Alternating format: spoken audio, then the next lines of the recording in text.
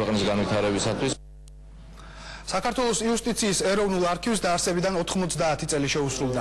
იუბილესთან დაკავშირებით არქივის საგამოფენო დარბაზში ფოტოგამოფენა საქართველოს ქალაქები მოეწყო. გაიმართა 2011 წლის კალენდრის და ჟურნალ საისტორიო მოამბის პრეზენტაციაც. ფოტოგამოფენაზე ცენტრალურ არქივში დაცული სხვადასხვა ქალაქის ფოტო იყო წარმოდგენილი, რომლის დათვალიერებაც ნებისმიერ მსურველს ერთი კვირის განმავლობაში შეიძლება. ეროვნული არქივის იუბილესთან დაკავშირებით გამართულ ღონისძიებაზე არქივის თანამშრომლები საპატიო სიგელებით დააჯილდოვეს. სიგელი დამაჯილდოვეს, მე ძალიან დიდი ხანია ამ დაწესებულებაში ვმუშაობ და რაც დასაფასებელი არის ჩვენი ხელმძღვანელობისაგან არავის ხდება არც ძველი თაობა, არც ახალი თაობა და ყველა დაფასებული არის.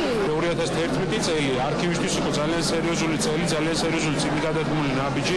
აქედან გამომდინარე, რომ ძალიან ბევრი კულტურული მემკვიდრეობის მატარებელი დოკუმენტი თუ საარქივო მასალები გახდა ცნობილი და ცნობადი საზოგადოებისათვის. ათწლეულების განმავლობაში არქივში იგროვდა ძალიან მნიშვნელოვანი სრულიად უნიკალური დოკუმენტაცია, რომელიც ჩვენ დღეს წარმოადგენთ გამოფენის სახით, წარმოადგენთ ჩვენს კალენდარში და საისტორიო მოამბეში, რომელიც აღდგენილი საარქივო ჟურნალი გახლავთ.